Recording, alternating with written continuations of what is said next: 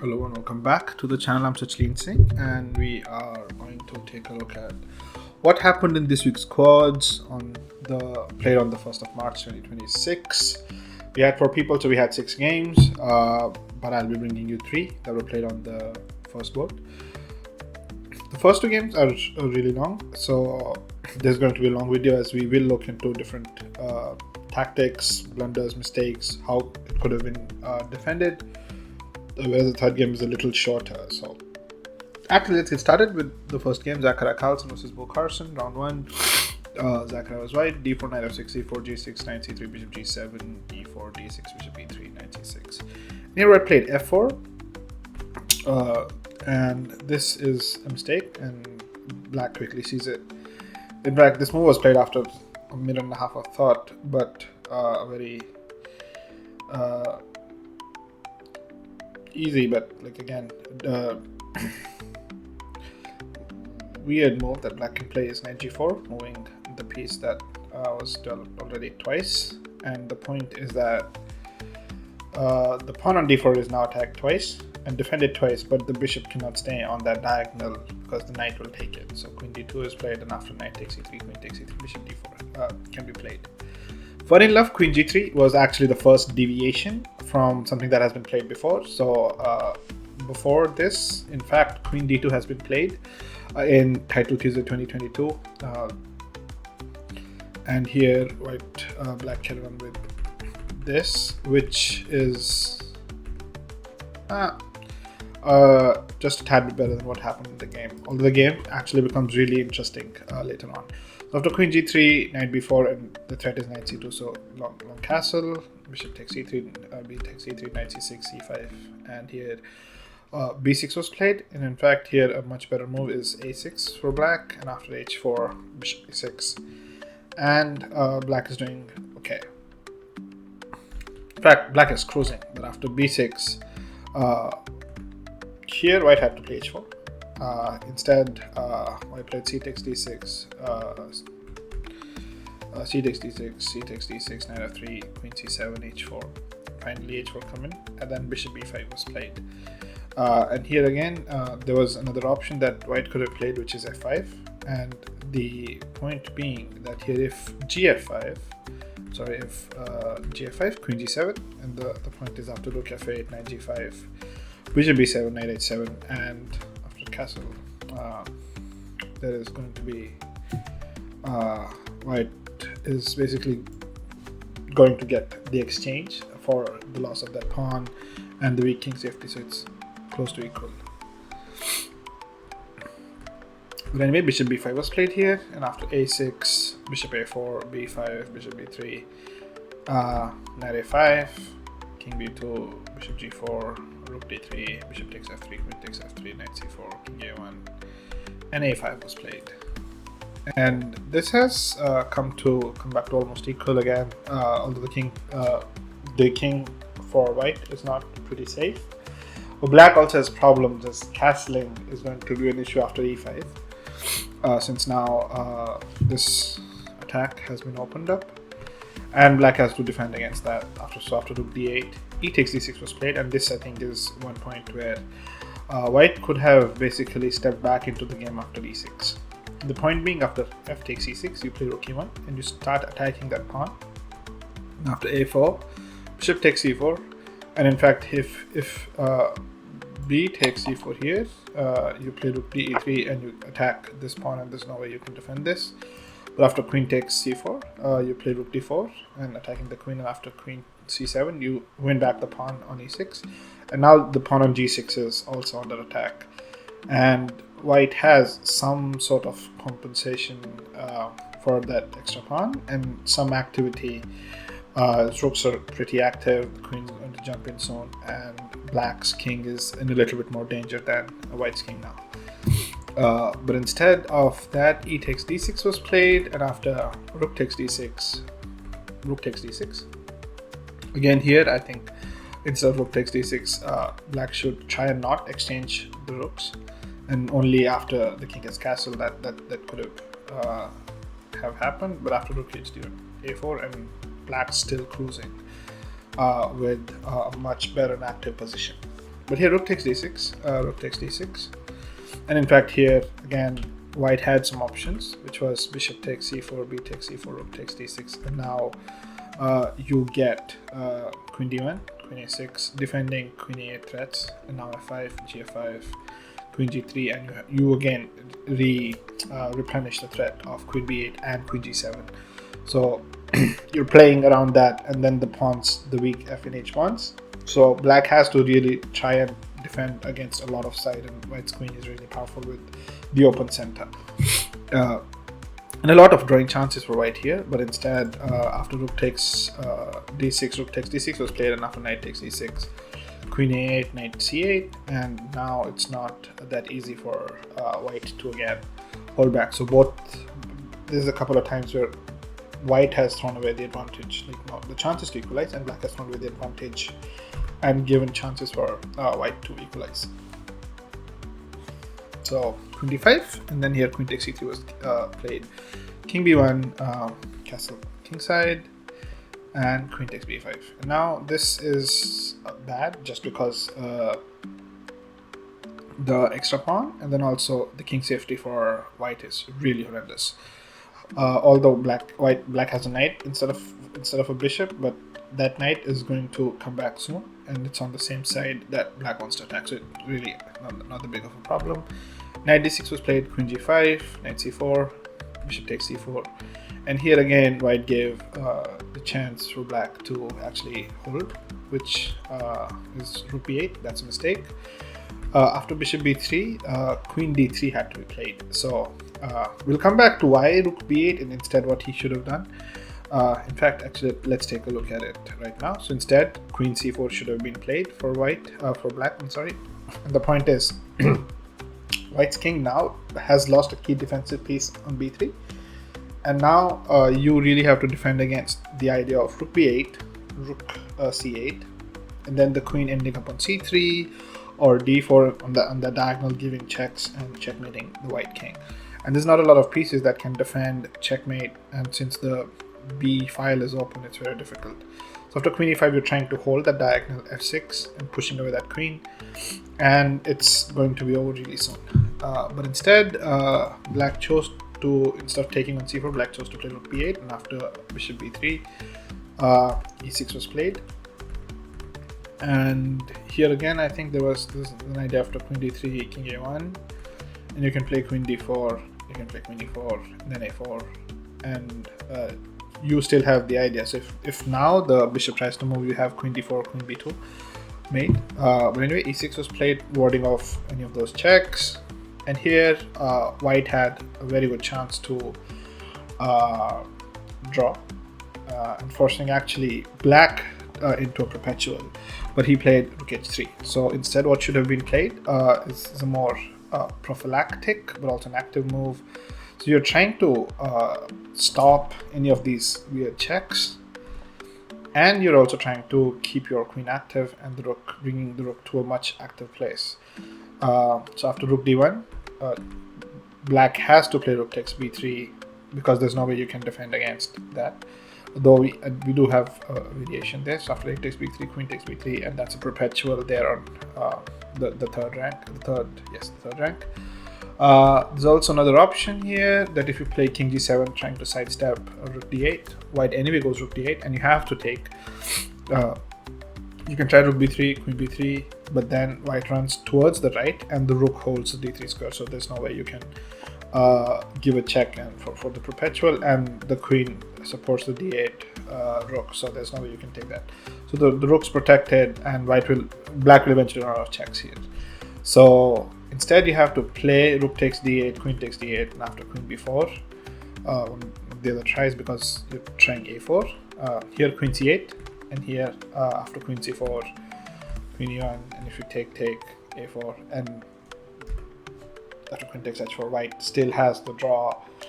It's 4 versus it's going to be 4 versus 3 very soon, but you have an outside passer, so black's queen will be tied to that defense, and then obviously you can find the holes in the dark squares excuse me, for black, and that could have been a draw. And if you want to see a couple of moves like here, so white had some ideas, and probably this was the last charts that black had. And after rook h3, the problem is after queen e1, king b2, a4,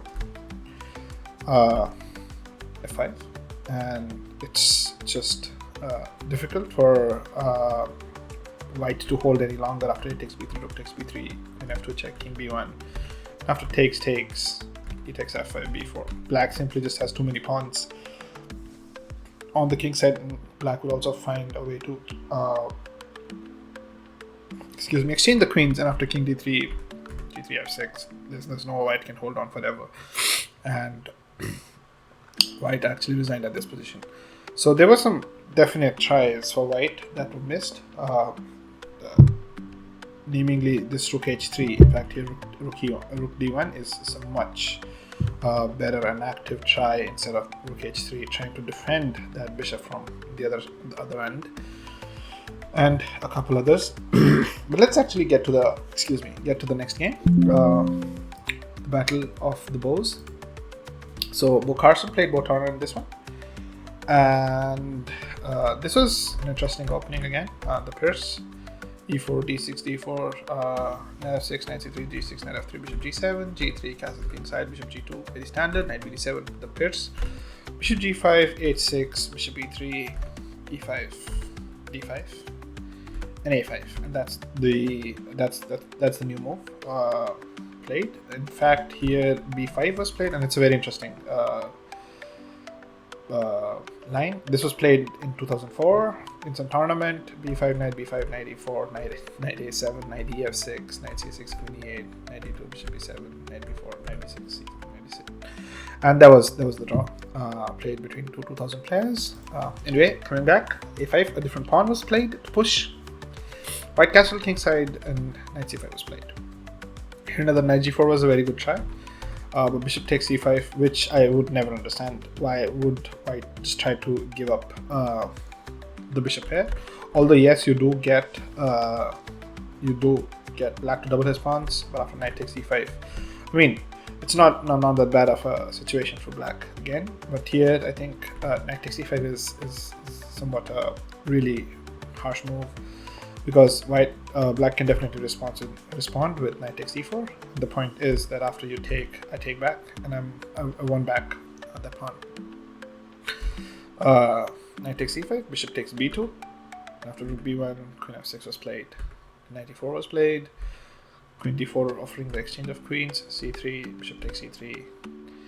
And here there was this idea of bishop queen c1, bishop b4, and queen takes c7, and you can win back that pawn and maintain the balance of material. But here white chose to go knight takes c3, queen takes c3, d6, d8 pinning, and black actually spent around 4 minutes on this move. Quarter to 5 actually. Rook c1, queen e5, rook e1, queen takes d6, queen takes d6, c takes d6. Black chooses to get the isolated pawn, but he has 2 extra pawns and is really happy. And here after rook e7, and here again I think white missed a really nice move.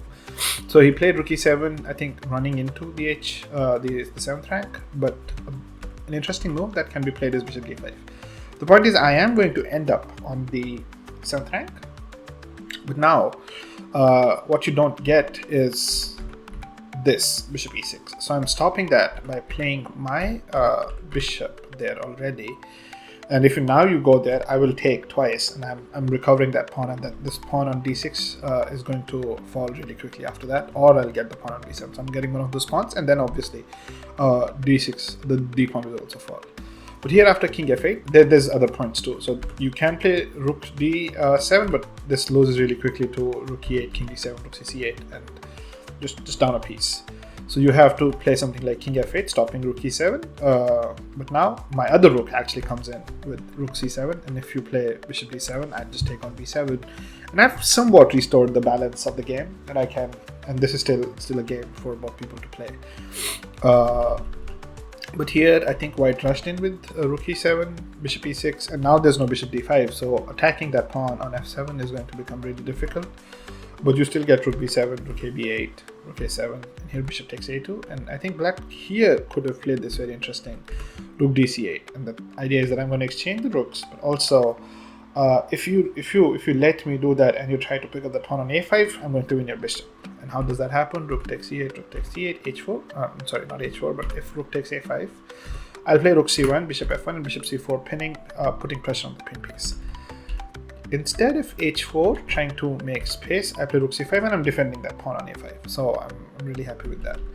So here, I think instead of bishop takes a2, which is letting go of that really strong pawn that white has, and taking that weak pawn for white. Really strong pawn that black has, and taking that weak pawn. Black could have just played rooks dc8 and should have been okay there. Anyway, rook a5, and this is getting towards more drawish nature now, since the pawn structure is almost equal with the exception of the d pawn.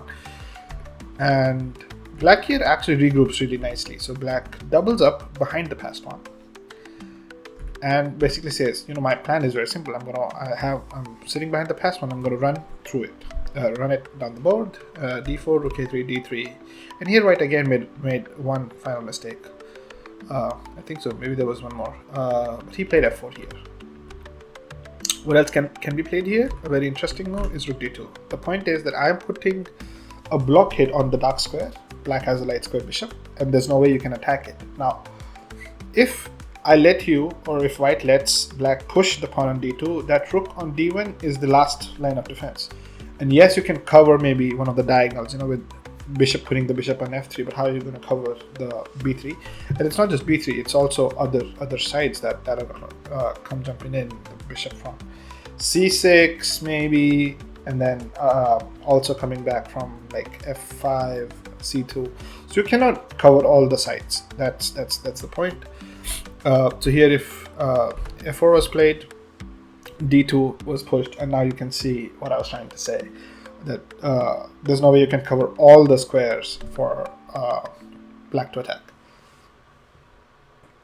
Here king f2 was played and rook c7, and this is one of the mistakes which is very subtle. The point here is, and one of the nicer moves for black to play here is rook b8, and I'll really explain why this actually works. Is because what white can do is attack the pawn twice, and now you give a check. The point is, if you go king e3, because if you go king f2, I think if you go king f2, I just play bishop b3, and now I'm defending that bishop. That's why I played rook b8, and I'm attacking the rook on d1, and once it moves, I'm going to queen. So that's not going to be a problem. And if you play bishop b6, I just move away, and you don't really have anything to attack. So that. But if you go king e3, and now I have rook e8 check, and the point again is that now you have to defend, because otherwise I'm going to attack the I'm going to play bishop e2 next move. So you have to defend, and I play rook d7, foregoing the d2 pawn, but I'm going to win a piece in the process. That was the idea. So let's go back here, and rook c7 was played, and this what white had a try was rook a8, pinning the rook, and now after takes, it becomes a little bit more difficult for white to handle that. And here, if you play something like d7, I play king e3, and I'm going to just win that pawn. And if you play something like rook c2, I'm going to play bishop e4, moving the rook away. And that is again an interesting idea, just because I'm going to play king e3, and if you give me a check, I'm going to go back. And I have that in fact here, so I can play king e3 also. If you give me rook c3, I just go back instead of taking. So if I take, then it's going to be a problem, but instead I'm going to just go king f2, rook c2, bishop e4. Once the rook moves away, I'm just going to repeat. I have no ambitions. White has no ambitions to win this game. He's already down a pawn, and he's just going to play king f2, king e3, and the moment you give me a chance, I'm going to take on d2 with the rook. And so black cannot afford that, so he's going to repeat here, and that's a draw. So black had some chances, white had some chances to draw this. Also, so after rook c7, rook a8 was a very important find. In fact, he played rook e3, and now it's not coverable. So after rook c1, king d2 was played, and here I think black missed a very nice chance, so he played bishop g4, which is also okay. So the point is that if you play bishop f3, I'm going to take, and it's actually wrong. Bishop e6 was the idea. So an easier way to win this is that you are basically trying again to you're going to try to put pressure on the king and the rook. So a better try would have been bishop c4. The idea is that if you have to play rook d3. If you move, I just take the rook on d1. So you have to play this, and after takes, I'm going to run a windmill, and it's not going to be possible to like even play, and it's going to be checkmate really soon. But instead he played bishop d4, bishop g4, bishop f3, and he had to basically realize that it's not going to work and had to go back and play on the other side. But instead bishop f3, and that's again very drawish because after rook d1, king g7, and rook f2 was played. And here again black makes a mistake. Black had to play g4, and the idea is that now I'm going to win the but I'm not going to give you an entry. And if you have to come and attack, you will have to really go around and waste like a bunch of moves, which my king is actually really in time to come and defend. Whereas with rook f2, black actually gets in g4.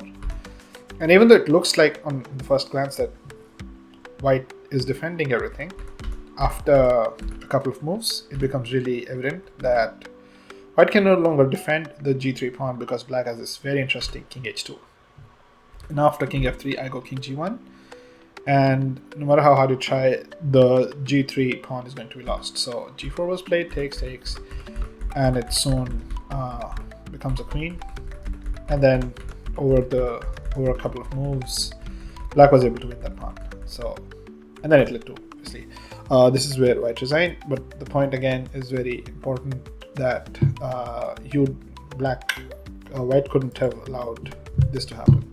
So here one last chance was present here, where he could have played g4, and black would have to play significantly good chess here to even try to get chances to win. But this is just a draw, and it's very difficult for black to get any more chances. But after rook f2, I think that's just bad, because white just gets inside. Black just gets g4, and there's no way to defend all the three of the pawns. Anyway, let's go to the next game. Let's quickly save this. And this one is Bo Turner versus Zachariah Carlson. Bo's white. And knight f3, h6, and g5 on the third move. Very interestingly, this was played, and you would be surprised to know that this has also been played before, and this was actually, the first time they debated was here on move 7, e with e4. Previously, e3 has been played by. This ended up actually black ended up winning this game when e3 was played between a 1500 and a 1700 in an online blitz in 2021 in Europe. E3 knight b7, this is how the game went, and h4 was the mistake anyway, because gh3, and black just opens that file up. Anyway, e4 was played, bishop e6, d5, cd5, bishop d7, castle kingside, and here knight a6 was played. Knight a6 actually putting the knight far around, away from the board. Bishop e3 was played, and rook c8. So black just having issues developing with that d5 pawn so much up the center. Knight g4 was a decent try that black could have played, but here rook c8 was played, and queen b3 was played. Another very interesting idea was here for white to play e5, and the idea is after d takes e5, knight takes e5, castle kingside, and you play f4. G takes f4, rook takes f4, and knight c7, just trying to bring pieces back into the game. But now white can play rook h4, trying to attack, h5 defending that pawn, queen d3, knight e8, and white is basically going to bring a bunch of pieces and attack the king. And that's how the game could have gone, but queen b3 was played, attacking the b7 pawn, and here black should have just castled and be okay. Black should be like, okay, yes, you got the advantage, and you're probably going to win like a couple of pawns maybe 1 pawn, 2 pawns. But I'm at least my king's safe, and I'm going to play the game from there. But instead, b6 was played, and this shows why it actually became very difficult, because e5 was played. After d takes e5, knight takes e5. Black made a major mistake by playing knight g4. Instead, knight c5 was an idea. And after bishop takes e5, b takes e5, knight c6, bishop takes e6, d takes e6, and you cannot take, so rook takes e6 runs into bishop takes e6. So queen b7, no, I'm sorry, e6, queen b7, rook c7, queen b5, queen e7, knight a4. And you lose that pawn, but you're still playing. But instead, black played knight g4, and after knight takes g4, bishop takes g4, queen b5. And there's this really nice fork, and there's no way to defend it. So black resigned here, and that was the end of this game. Really good long games this time, and a lot of tactical ideas and throws from both sides, and at least chances to equalize. So that also marks the end of this recap. Thank you, have a nice day, and I'll see you later.